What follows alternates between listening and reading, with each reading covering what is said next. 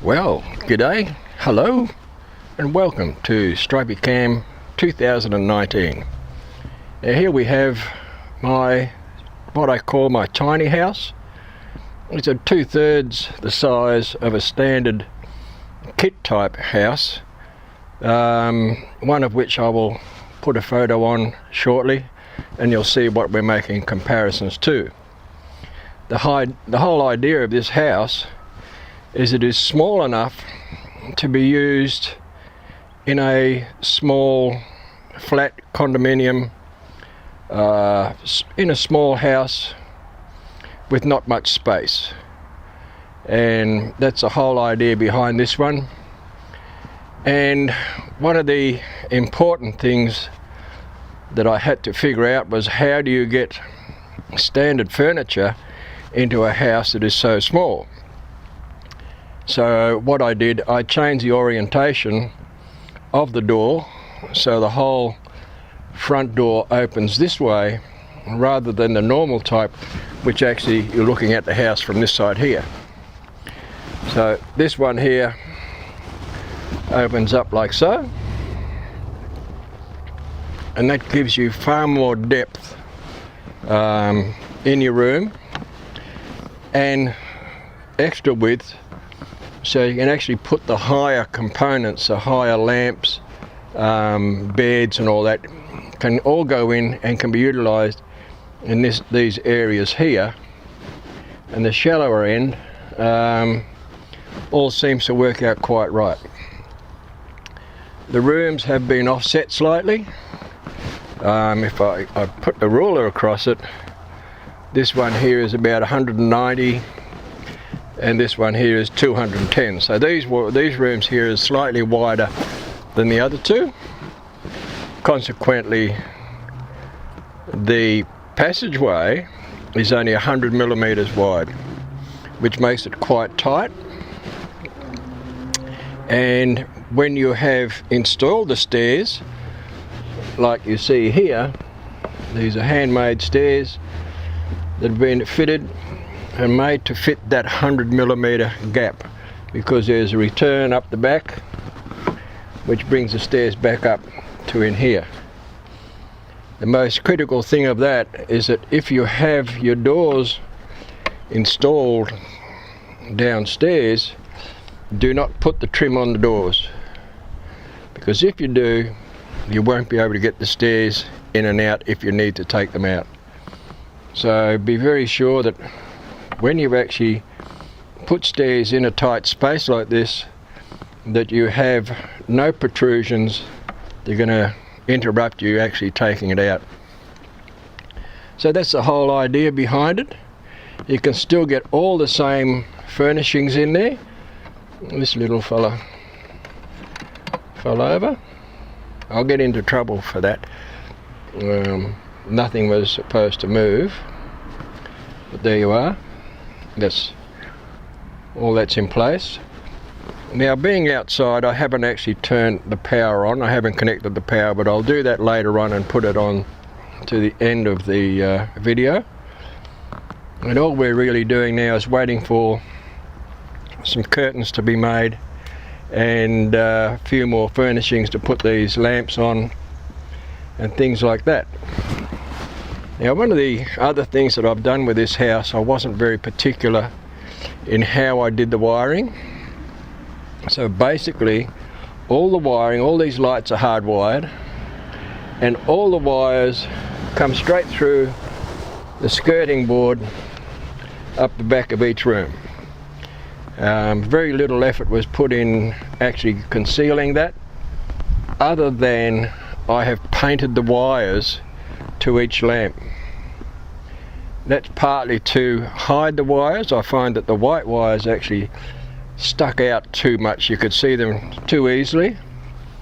And the painted ones, with these ones are painted nice and brown, they are concealed a little bit better on the brown floors and also on the black and white check floor in there. So having done that, I will show you how all the wiring is actually terminated out the back, because this is quite a simple method. And if you can see up on here, there's that little flap from the original video. That will just drop back down when I close that door. So that's to give you that overhead aspect, that there isn't a gaping hole in the roof. That's the whole idea by that. I'm still waiting on the hardware for the doors, furnishings for the front, etc, etc. So what I'm going to do now is turn the whole house around. I've only got it sitting on a ceramic tile, so at least it is actually turning. And you can see here I have a concealed back on the house. I've actually taken the screws out. I'll just come around the other side here. I've taken the screws out and I've got a little bit of tacky holding that panel in there. So what I'll do is just take that out and pull that panel off. And there you see all the wires to each room, or to each lamp.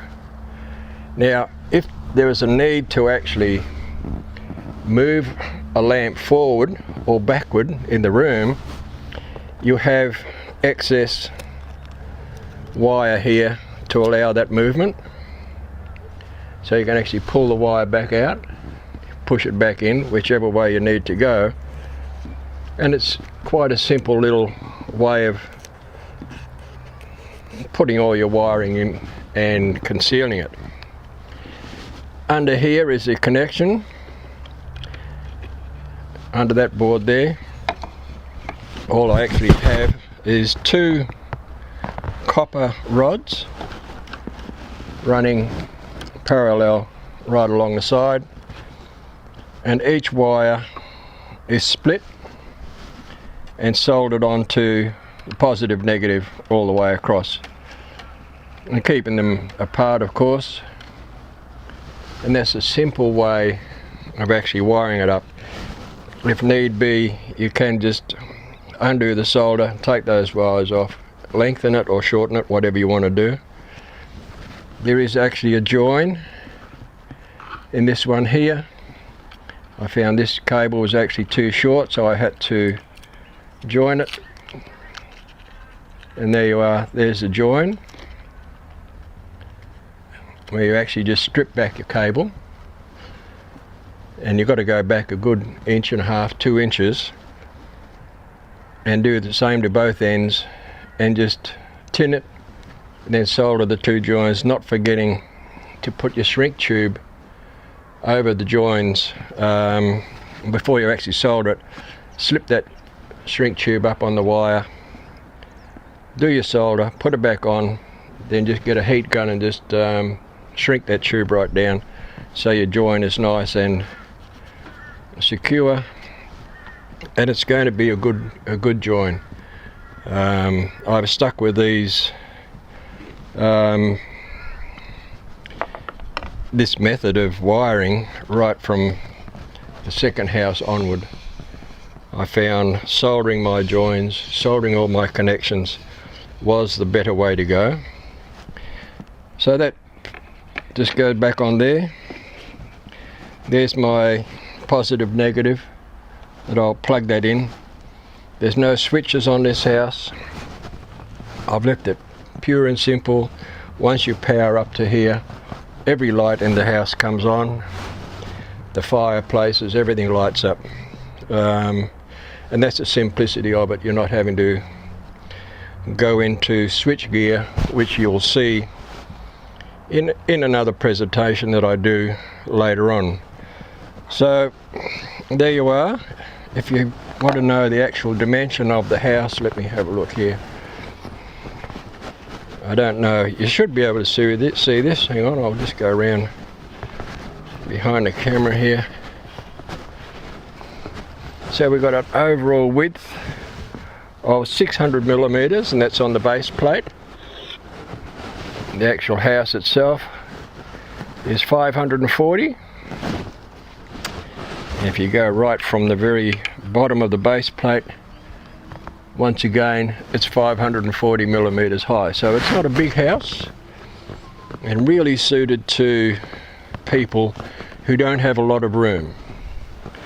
And I might add, this house was built on this table because I don't have a workshop as such. I have this table to do all my work on, and that's all you really need. You can actually get your wood, buy your wood from your supplier, and take it up to what an organisation we have here is a men's shed, and I take it up to the men's shed and say, cut this, that, this size and that size for me, and away you go. So you don't really need to have all that machinery at home for cutting wood. You can get it done at all sorts of places, and away you go. So there you are. I'll just turn her around again on my little ceramic plate, and there you are. This door, actually, when it's sitting in its real place, the door is supported from here to bring that roof line nice and level all the way. So there you go. I'll now put a picture of the bigger unit. You'll see that following this video now, and I'll have this one with all lights on and happy days for everybody. So there you go. Hope you enjoy it. If you do, just leave a comment and a thumbs up, and everybody will be quite happy with that. Bye bye for now.